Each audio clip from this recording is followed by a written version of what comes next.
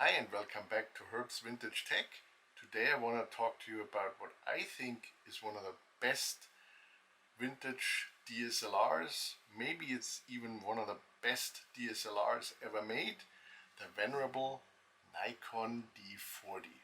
Let me tell you why I think the D40 is a great vintage DSLR in this video. Have fun!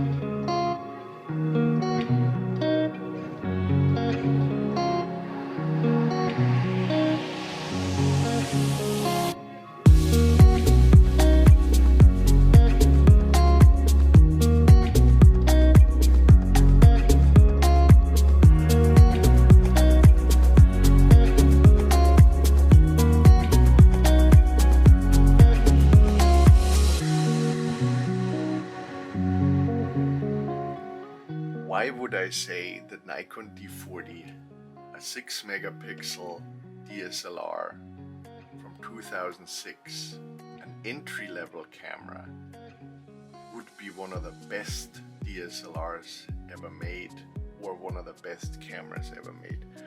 I know a lot of people that tune in right now say, oh, that's crazy, this guy lost his mind.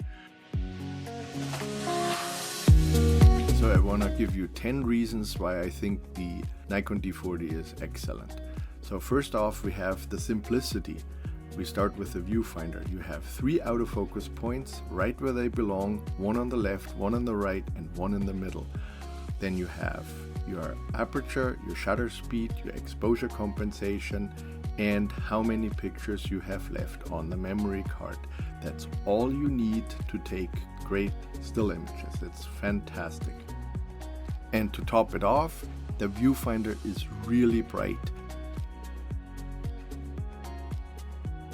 So on top of the camera you have your selector wheel, pretty standard, with your exposure modes, the manual exposure modes, MASP, and of course for the people that don't know a lot about photography or are still learning, you have your automatic exposure modes, sports mode and so on, and of course you have full automatic.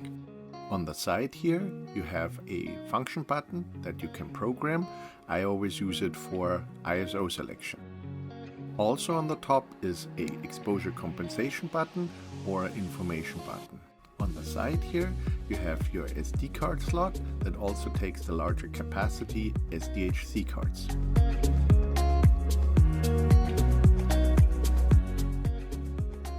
Compared to modern cameras, the menu system is refreshingly simple. It is just absolutely beautiful to see that everything you need for still photography is right there. You have your RAW, you have your JPEG settings, nothing you don't need. What's also great, at least for me, is that there is no video in the camera. ISO settings are very straightforward, 200, 400, 800, 1600 ISOs, nothing in between.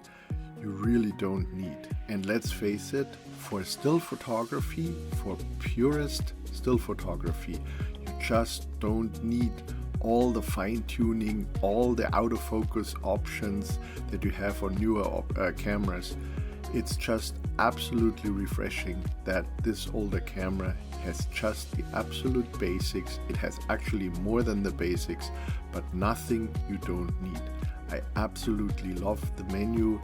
I hardly ever use the menu because if you have your exposure triangle down, you don't need a lot of other settings. For beginning photographers, you have a graphical display that's absolutely beautiful. You have your exposure settings, aperture, shutter speed, your ISOs, all the other settings are right there, and you have a graphic display of how your aperture looks like.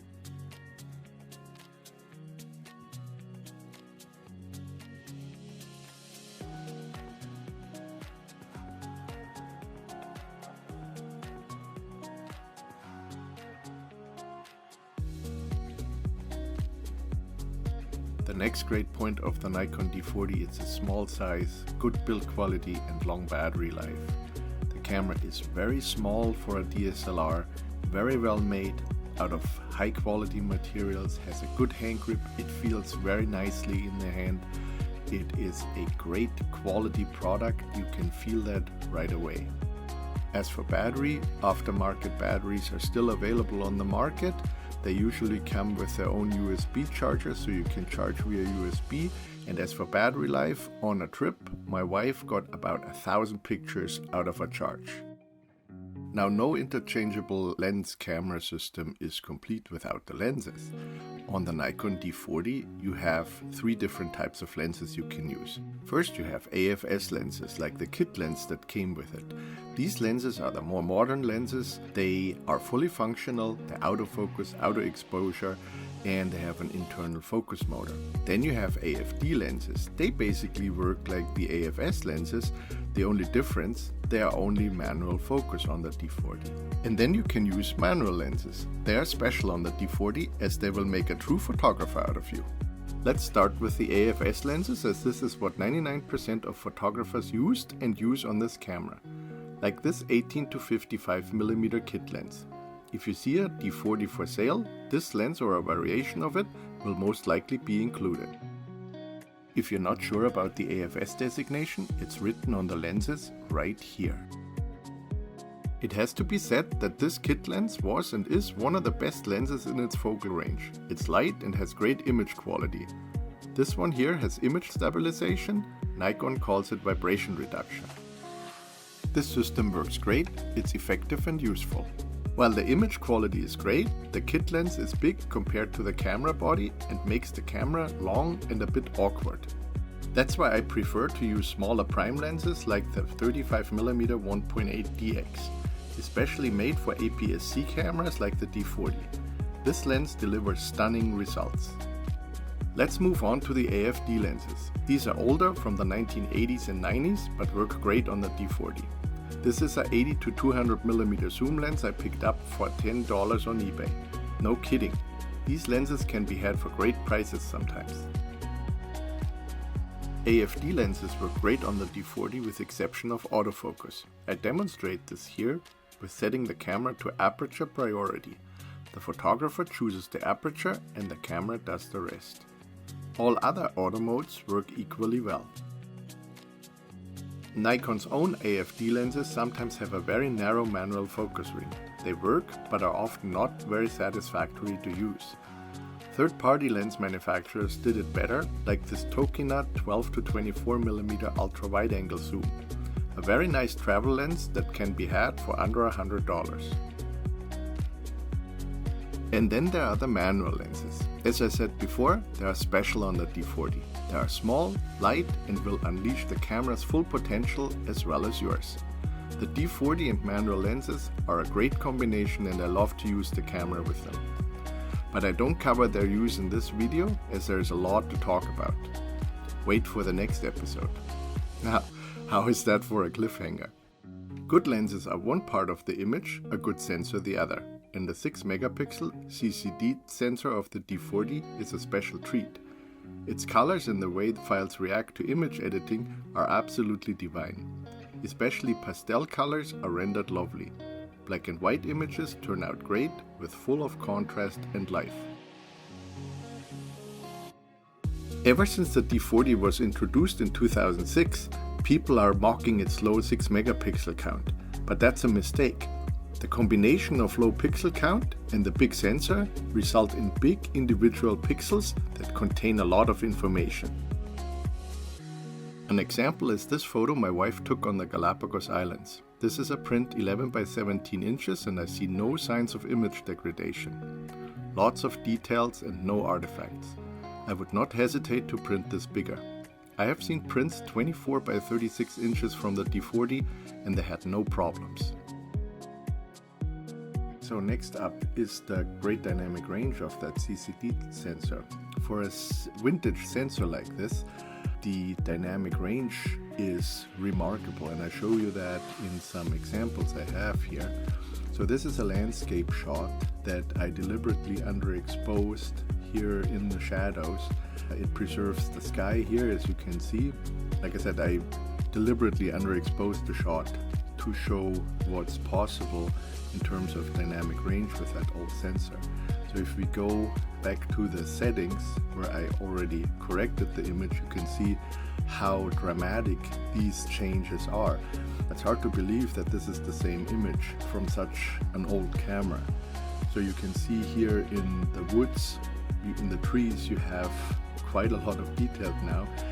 The sky is still preserved. We have very nice details in the lake and very little noise. We have a little bit of color noise that I reduced just a tiny little bit. Luminance I left as is. So there was just a little bit of color noise, but really not a lot. So if you can see, if you take it back and put it back up, you can hardly see the difference. There isn't much difference between this sensor and a newer sensor actually in terms of noise development. That is because the pixels are so big from that 6 megapixel CCD chip in the APS-C size. So we can have a look at more examples now. So in this example it's even more dramatic. If you see, this is the finished product, finished photo. And here I also underexposed significantly to preserve the sky and the highlights. And as you see, the dynamic range can recover all of the shadows. You still have a little bit of color noise that develops, but you can see that here. But by taking out 20%, you end up with a very clean image that doesn't have to be different than any modern camera. So you can see it was taken with 200 ISOs at the base value of the camera, base ISO value. Let's go to this scene here. It's a beautiful morning, by the way. So this is the finished product, and we can see the dynamic range if you take it out. Photos coming out of the D40 look very film-like and natural to me. Sometimes photos say more than words.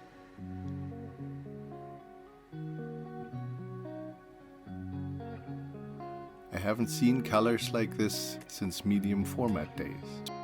To show you what I mean, let's look at this rather unspectacular photo. It was taken with the 80 to 200mm AFD lens I showed you before. As we can see, the image was taken with 800 ISO, a real sweet spot at the D40's sensor performance. Let's zoom in. We can see how sharp and contrasty the image is despite its rather high ISO setting in such a vintage camera. Let's look at this darker, uniform area here. We can see a moderate amount of grain here. If we look at the noise reduction settings in Lightroom, we can see that about 25% of color noise was reduced to achieve this look. If we take it out, you can see the raw color noise the sensor produces. Put the color noise reduction back in, and all you have left is a natural looking image with a look that closely resembles film grain. No detail is lost, even at 100% enlargement. This is a far cry from the smeary aquarelle-like looks produced by even expensive smartphone cameras at 100% enlargement. Speaking about high ISOs, they were always the dividing factor between manufacturers and camera models. Here's some examples with 1600 ISOs on the D40.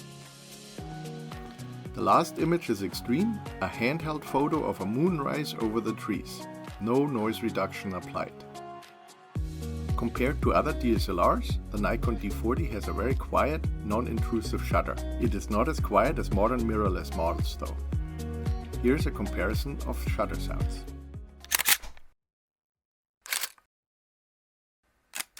But the D40 has yet another trick up its sleeve. It can synchronize its flash up to 1/500th of a second. That is faster than most DSLRs and even mirrorless cameras on the market. Fast flash sync is important if you want to use fill flash during the day and preserve the background, or if you want to capture fast moving actions and want to use the flash. And that is a handsome man in the foreground. The 10th and final reason are the unbelievable prices you can pick them up. I have seen them in great condition for anything from $35 to $100 with lens. Some of them were hardly ever used. If you are into photography or you want to get into it, you can't spend your money better. Thank you for watching, and watch out for part 2 of my series on the Nikon D40 when we talk about the D40's special mode.